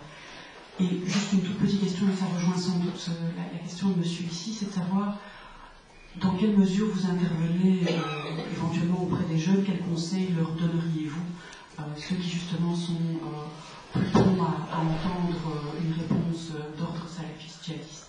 Merci. Monsieur ici, monsieur là, puis monsieur après, tout suivant. Merci. ce n'est pas une réponse, ce n'est pas une question comme les deux précédents, qui sont plus pratiques, je crois, et de court terme. Vous avez fait plusieurs remarques au cours de votre exposé. Et une de ces remarques disait, ce n'est pas la guerre qui a fait avancer l'islam. Ça m'a impressionné parce que, si on regarde quelques siècles de l'islam, il y a eu beaucoup de guerres. Et vous dites que ce n'est pas la guerre. Non, pour parler dans le micro. Vous avez dit ce n'est pas la guerre qui fait avancer l'islam. Pourriez-vous un petit peu développer? Merci. Je commence parce qu'il a dit, monsieur, c'est important ce que vous dites. Effectivement, nous avons 90% des sites qui sont des sites d'Arabie, donc des sites salafistes. Il y a une chose aussi que je vous la donne comme information, votre information, qui me fait très mal au cœur. Il y a des petits livres qui sont imprimés, quelques feuilles, c'est des bons livres, avec des idées, peut-on faire dire bonjour à madame, donc c'est la main d'une femme. Non, tout est exposé, non, voilà. Édité par une personne inconnue qui devient un grand docteur, et ainsi de suite. Les gens qui ont l'argumentation contraire n'ont rien.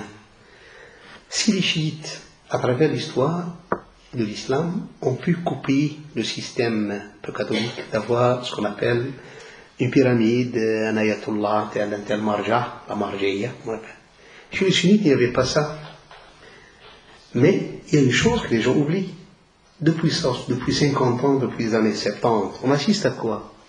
On assiste à un nouveau clergé dans le monde sunnite, mais il est basé des frères musulmans et des salafistes.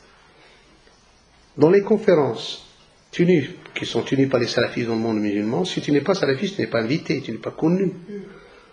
Jamais on te demandera de prendre la parole. Ce n'est pas parrainé. Idem chez les frères musulmans. Cette semaine, je crois, il y aura le Bourget. Ce n'est que les gens qui font partie de la mouvance des frères musulmans. Il n'y a pas d'autre discours. Il n'y a pas de discours contraire.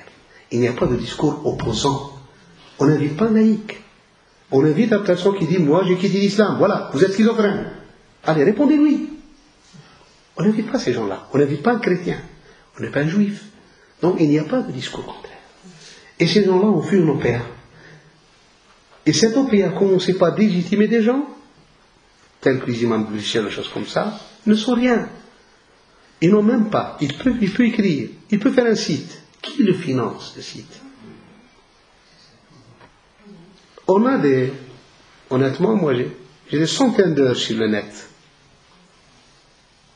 Ce n'est grâce qu'aux gens, qu'aux étudiants qui me suivent, qui les font marcher. À part ça, j'ai rien. Et d'autres, des centaines comme moi. Et je dis des centaines et des milliers de gens qui aspirent à la réforme, qui sont dégoûtés de ça. Mais personne ne les aide. Personne ne les prend en charge. Par contre, les autres,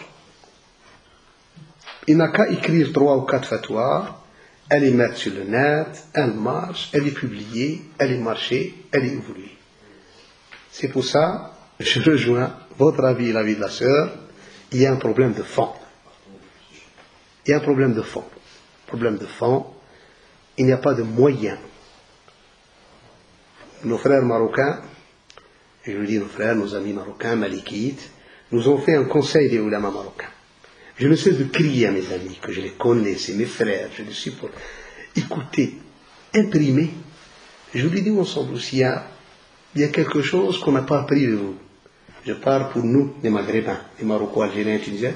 On n'écrit pas. On a une culture de parler. On n'écrit pas.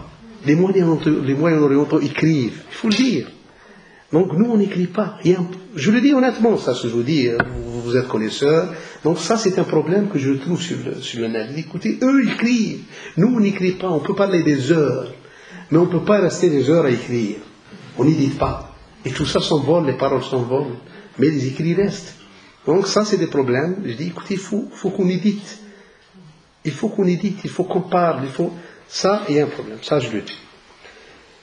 Quant à la sœur, quand elle m'a parlé des frères musulmans, le problème des frères musulmans en Europe, s'il faut être clair, ils doivent être clairs avec eux-mêmes. Et je vous dis, je connais parmi eux pas mal d'amis, et on parle, et on discute, il faut que vous soyez clairs. La clarté,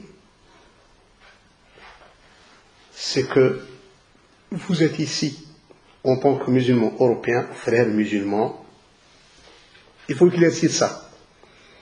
Vous êtes pour la marche d'un islam européen, coupé avec votre confrérie. Il n'y a pas de guide. Qu'est-ce que ça veut dire le guide? Il reçoit la révélation.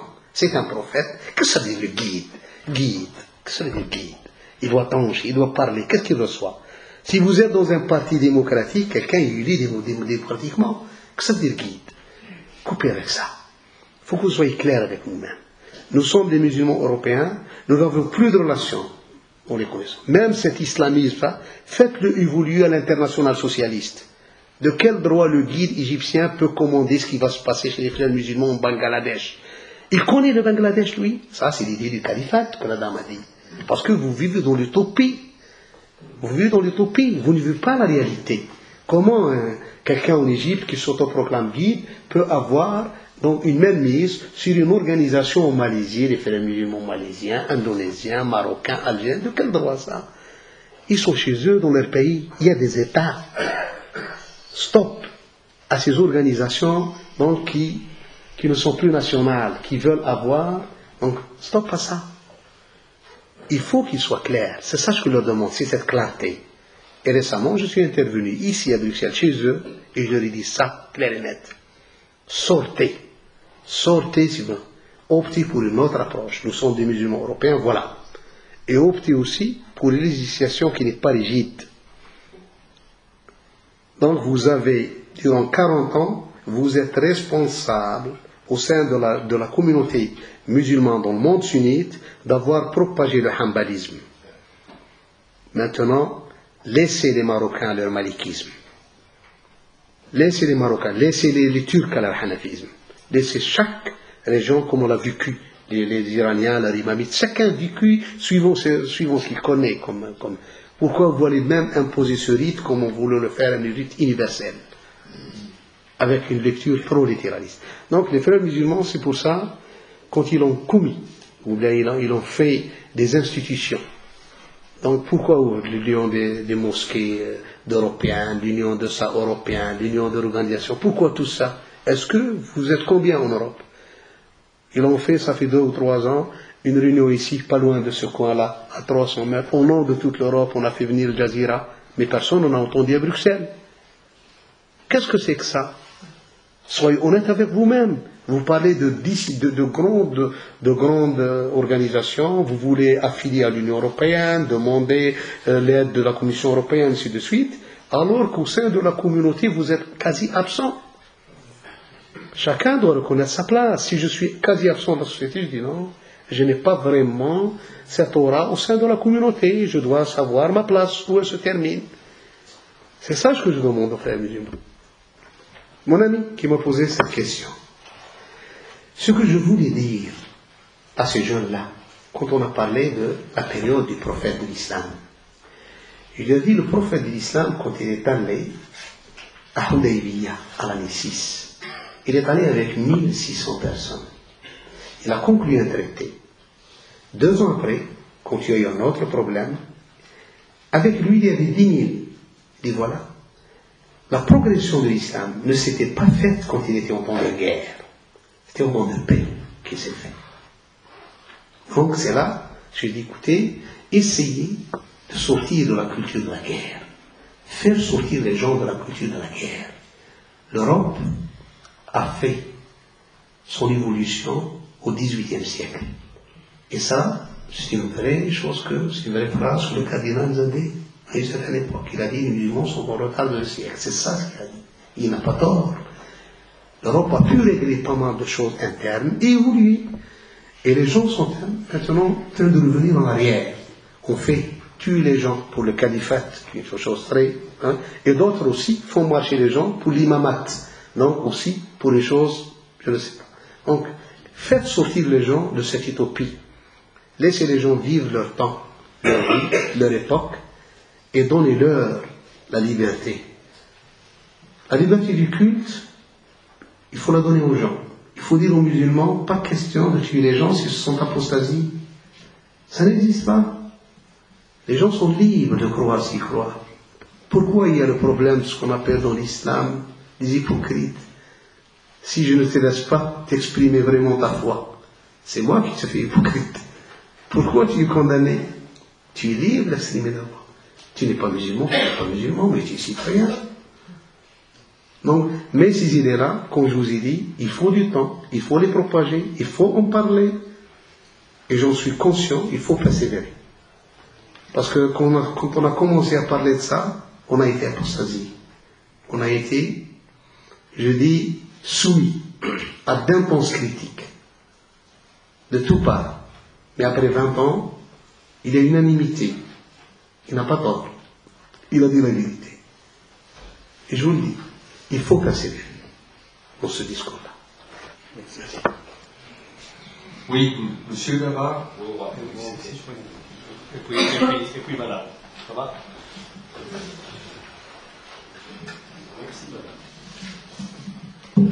Voilà. En 1972 ou 72, je suis français à l'étranger, j'ai eu un long entretien comme jeune journaliste avec André Malraux, qui était un visionnaire. Et il tenait un discours un peu moins angélique que le vôtre. Il m'avait dit, jeune homme, le XXIe siècle sera le choc des civilisations.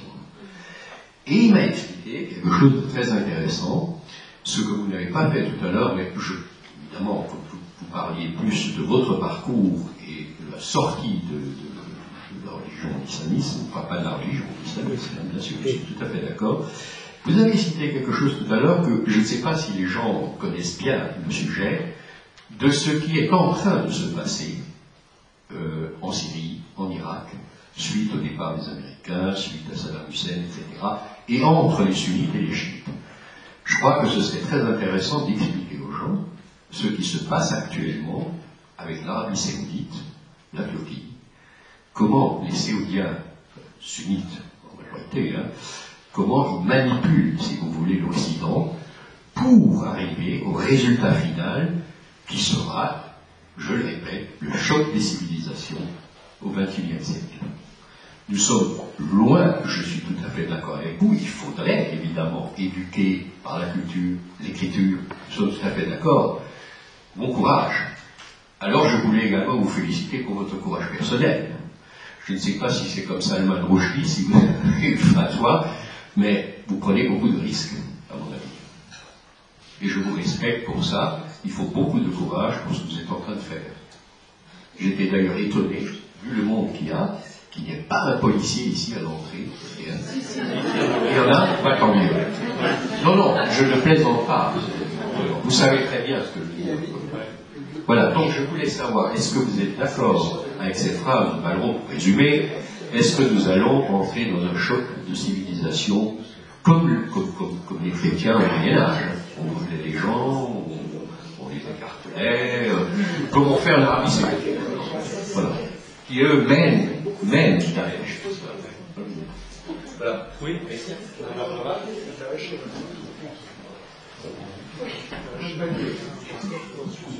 Bonjour. Alors ma question c'est peut-être de savoir, est-ce que vous pensez que le rôle de l'imam devient une autorité religieuse en Europe? Est-ce qu'on lui attribue un rôle plus important que le rôle, je dirais, plutôt secondaire qu'il a dans les pays arabo-musulmans? Et est-ce que le changement pourrait alors venir de... Voilà. Oui. Il y a madame là-bas qui se passe. Vas-y, et puis madame encore. Ce sera une question très brève.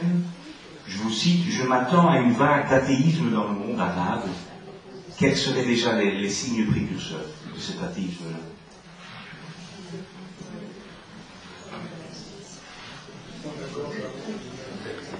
Ils sont trois déjà. J'espère que vous me donnez la réponse. Oui, bonjour. Je prends la parole parce que je suis un petit peu préoccupée. Enfin, j'ai beaucoup apprécié le nombre de vos propos, mais pas absolument tous. Notamment celui où vous dites bon, on vit en Belgique, il faut vivre comme les Belges. Alors, c'est-à-dire que, en fait, c'est un peu une injonction d'une certaine façon. C'est-à-dire, je pense aux jeunes femmes voilées que je fréquente, qui sont souvent des intellectuels, qui ont choisi de porter le foulard, qui sont loin d'être soumises ou quoi que ce soit. qui ont une vraie existence, qui ne sont pas forcément mariées, qui savent ce qu'elles font. Bon, il y en a d'autres, c'est peut-être pas ça, mais moi, celle que je connais, c'est ça.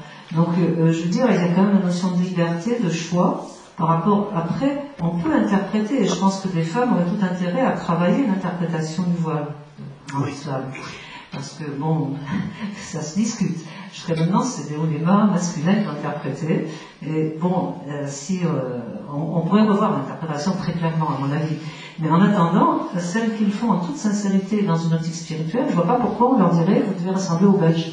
Je ne comprends pas. Je n'ai pas dit, madame. Voilà. Je n'ai pas dit ça. Vous n'avez pas dit ça. Et sinon, la civilisation, moi je crois que c'est un faux problème, c'est une instrumentalisation géopolitique. Ça, c'est pas une question. Je réponds. Tu réponds à l'ensemble. Oui, je réponds. Je commence par la dame. Je n'ai pas dit que sur le voile, choses comme ça, je dis qu'il faut vivre comme les Belges. Ça veut dire il ne faut pas s'habiller à l'avant. Et il ne faut pas s'habiller comme un pays du Golfe ou choses comme ça. Il faut, souvent je dis, de culture du jeu.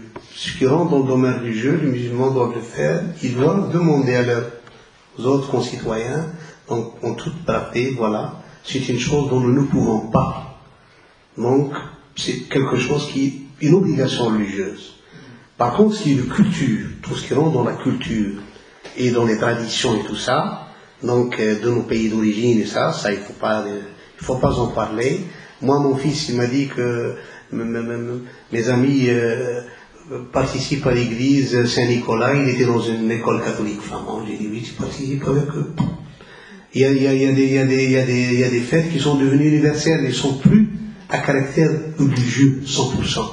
Donc c'est ça ce qu'on fait de divergence qui sort de la spécificité religieuse à la spécificité universelle, telle que le jour de l'an, ça devient universel. On m'a dit le congé des 1er janvier, je le donne aux gens, il est devenu universel. Même si j'étais demain, une personne qui est dans mon pays d'origine, je le donnerai comme congé aux gens. Je dis pourquoi? Parce que c'est une fête universelle, ce n'est plus d'ordre chrétien ou choses comme ça. Il faut faire sortir les gens de ça, de dire voilà le religieux, voilà le culturel, voilà l'universel, ainsi de suite.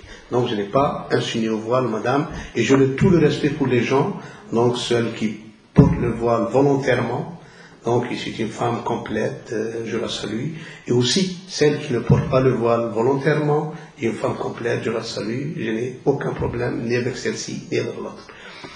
Je reviens à mon ami sur le choc des civilisations. Le choc des civilisations, Huntington et tout ça, moi au contraire,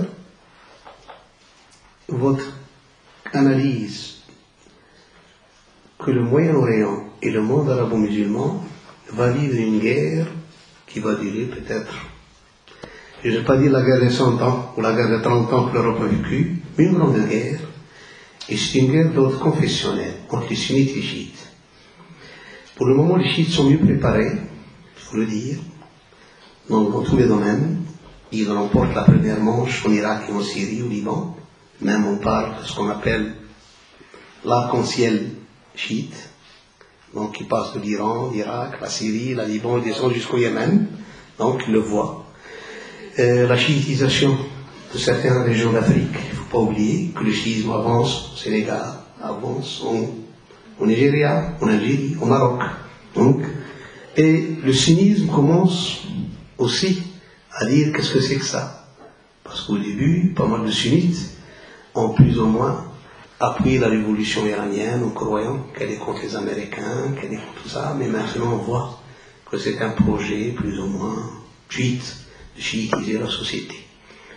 Et j'attends à cette guerre sur fond, donc sur fond confessionnel, et qui va faire beaucoup de dégâts. Et peut-être elle arrivera ici en Europe aussi. Elle va débarquer ici, parce que aussi, les communautés ici, il y a des communautés donc sunnites et des communautés chiites. Donc, qu'on le veuille ou non. Ça oui, j'en suis tout à fait d'accord. Et je dis qu'elle devient presque inévitable. Qu'elle devient inévitable. Donc, les gens, les politiciens n'en parlent pas, mais ils se préparent. Donc des deux côtés, que ce soit du côté des Iraniens ou du côté des Saoudiens ou d'autres pays. Tout le monde se prépare. Donc à cette guerre qui sera une guerre fratricide. Donc je ne sais pas la fin de cette guerre. Personne ne peut prédire une fin de cette guerre. Mais elle a déjà commencé, elle est sur le terrain. Ce qui se passe à Alep, ce n'est que cette guerre. Il n'y a pas grand-chose. Donc, ce qui se passe actuellement à Alep, c'est une guerre sunnite. Chacun essaie de le cacher, mais c'est une guerre, comme on l'appelle, par procuration. Donc, la plupart de ce qu'on appelle, c'est par procuration. C'est pour ça que les islamistes, des fois, jouent ce rôle de procuration sans qu'ils le sachent. Ils sont manipulés, qu'ils veuillent ou non, ou d'une façon ou d'une autre. Par contre, quant à ma vie personnelle, moi, je suis indépendant, je ne véhicule aucune idée. J'essaye de pousser les jeunes ici à ne pas opter pour le terrorisme contre leurs concitoyens. Je leur dis que vous vivez ici, vous êtes en paix ici. Ce pays nous a offert tous la dignité. Donc, c'est les Belges qui nous ont accueillis ici. On est venus demander d'asile, ils nous ont accueillis, ils nous ont donné la dignité. Il ne faut pas en demander plus. Donc, il faut qu'on vive en paix avec tous nos concitoyens. C'est ça le message que je véhicule. Peut-être il dérange. À une certaine époque, j'ai dérangé peut-être les gens de mon pays parce que je parlais de la politique de mon pays. J'ai payé cher. Je ne pense pas qu'on puisse me faire payer une autre facture. J'ai payé la facture, la note, l'addition, le pourboire, j'ai tout payé. Donc, je n'ai plus à payer. Honnêtement, j'ai trop payé, je n'ai plus à payer, tout le monde le sait. Donc, je le dis, pour le tekfir, je suis contre depuis longtemps. Maintenant que je suis profondément croyant dans le destin, et si Allah met fin à mes jours comme ça, eh bien, au moins on partira pour avoir dit quelque chose de bien. La chose que le frère a dit, une vague d'athéisme. Oui, j'attends cette vague d'athéisme. Et je vous dis pourquoi les signes. Ça fait des années, dans nos pays d'origine, personne n'osait dire je mangeais le ramadan, donc manger le jour de ramadan en plein air, devant tous les gens. Maintenant, il y a des gens qui veulent le dire, qui veulent avoir cette liberté de le faire. Pas parce qu'ils n'ont pas le droit. Mais avant, on ne le faisait pas, même si on mange à l'intérieur, caché. On n'a pas eu cette audace de dire. Maintenant, ça veut dire, on a ras-le-bol. Et je vous dis la vérité. Dans le monde arabe, il y a un ras-le-bol de discours religieux. Faites une parabole. Même ça, vous aurez plus de 500, 300 chaînes, 400 chaînes. Tous. La plupart, c'est des chaînes religieuses. Et même, la plupart de ces chouyours et de ce, c'est du business. Il a 2 heures, 3 heures, et chacun, et n'importe qui peut dire n'importe quoi. Avec ce que j'appelle les problèmes, fatwa contre fatwa. Celui-là, il dit à la dame, tu n'as pas le droit de faire ça. Celui-là, il dit non, tu as le droit de faire ça. Chacun dit non. Les gens en auront le bol. Et des fois, j'ai dit ça dans une mosquée ici à Bruxelles. Au début, les gens n'étaient pas d'accord. Maintenant, tous ils disent non, il a dit la vérité. Et vous allez le voir. Les gens en auront le bol. On dit, là où tu restes, si nous sommes invités, donc les gens veulent, quelqu'un parle de religion, mais je dis, mais c'est quoi laisser les gens parler entre eux? Cette religion, elle interfère partout.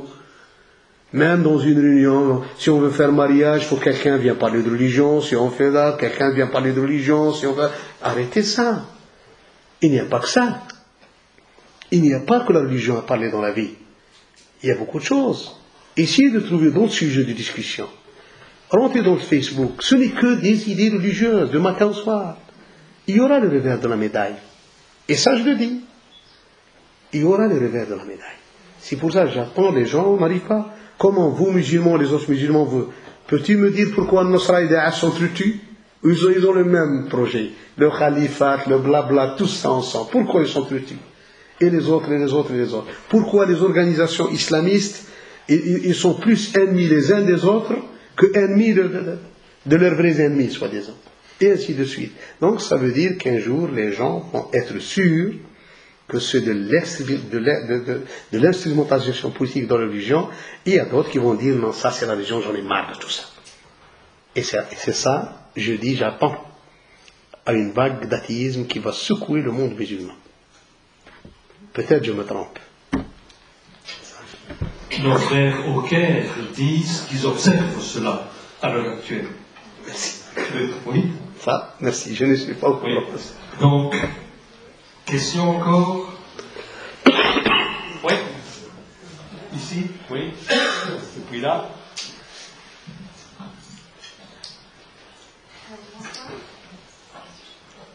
Ah, il n'est pas allumé?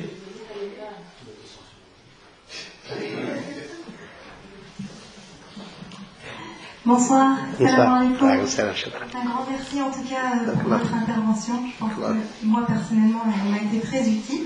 Je ne savais pas qu'elle rentrait dans un cadre de dialogue interreligieux. Je l'ai fait en arrivant devant la nuit. Donc voilà, autant pour moi. J'étais vraiment très contente d'avoir pu y assister et de partager ça avec vous. Néanmoins, ce que je voulais vous faire passer à l'Assemblée et à Abou Youssouf, c'est que je garde espoir, tout de même.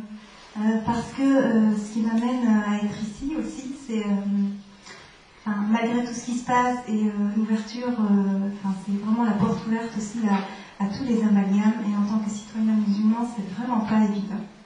Donc je suis citoyenne française en Belgique. Et vraiment, la leçon que j'en tire dans tout ça, c'est que, j'essaie vraiment d'en revenir à l'essentiel. Et c'est ce qui pourra nous maintenir, en tout cas, unis pour la suite. Merci. Merci. Voilà. Une dame là-bas.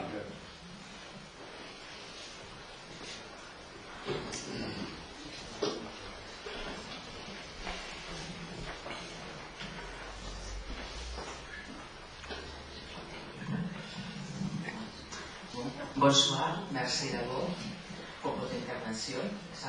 Oui, d'accord. Alors, je voudrais poser des questions tout à fait très concrètes.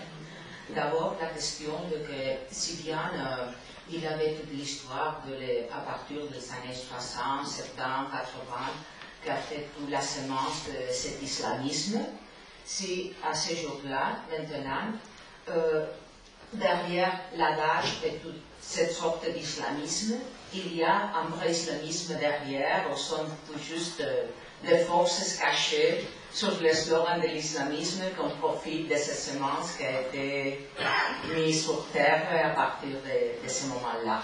Et que maintenant, évidemment, elle a germiné, donc on profite de ces situations.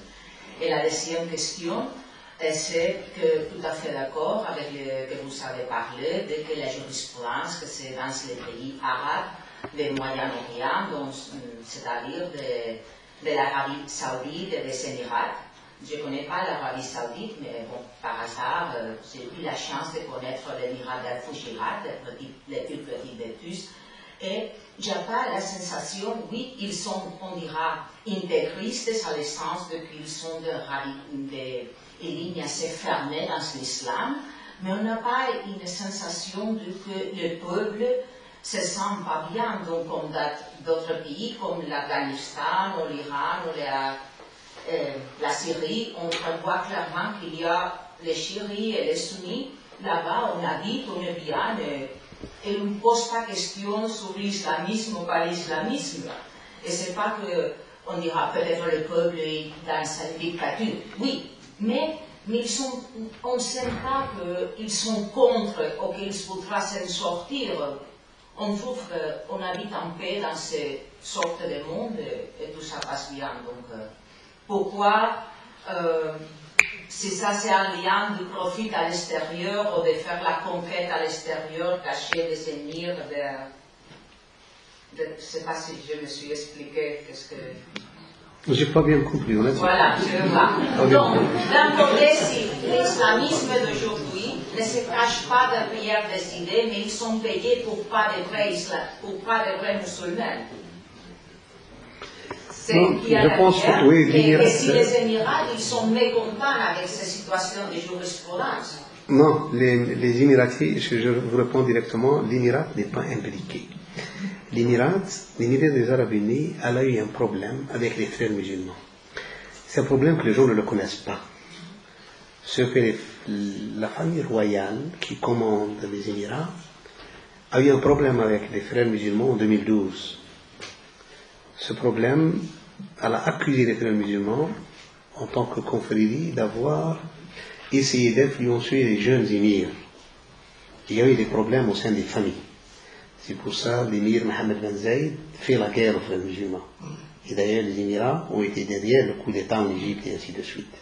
Donc, c'est un problème interne. Par contre, le peuple en Émirats arabes unis, il est minoritaire par rapport aux étrangers.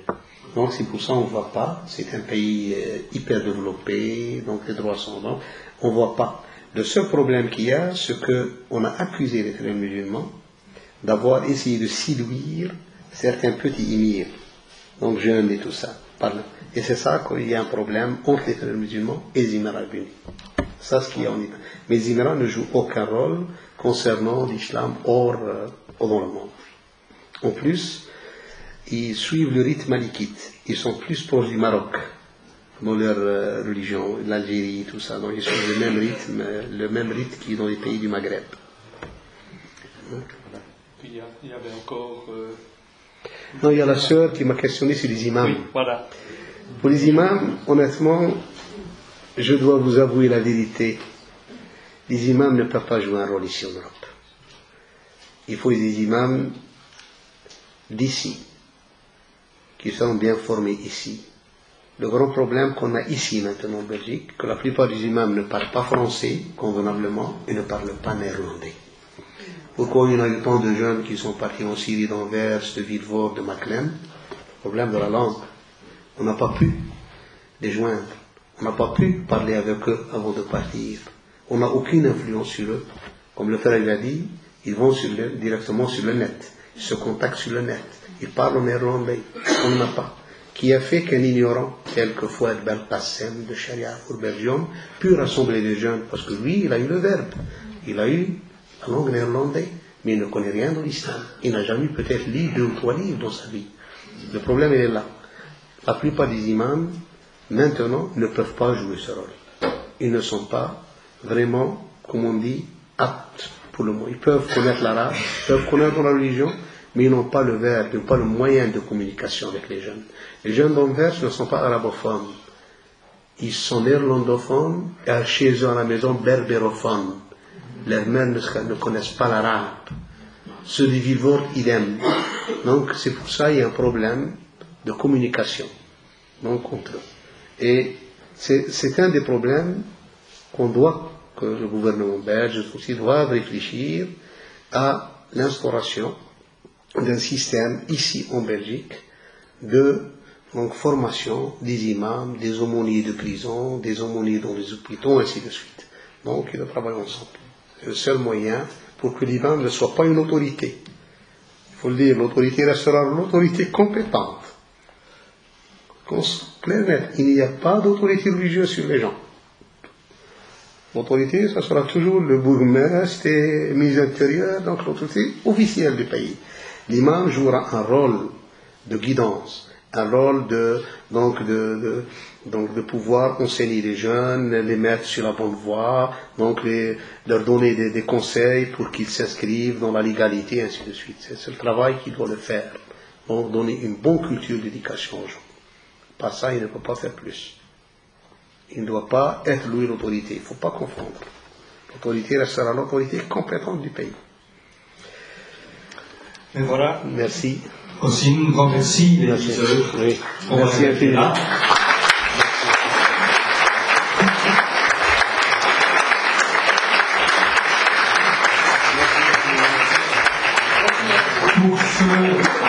Pour ceux qui le souhaitent, il y a un bar là-bas à la sortie. Vous êtes bienvenus, on peut continuer à échanger.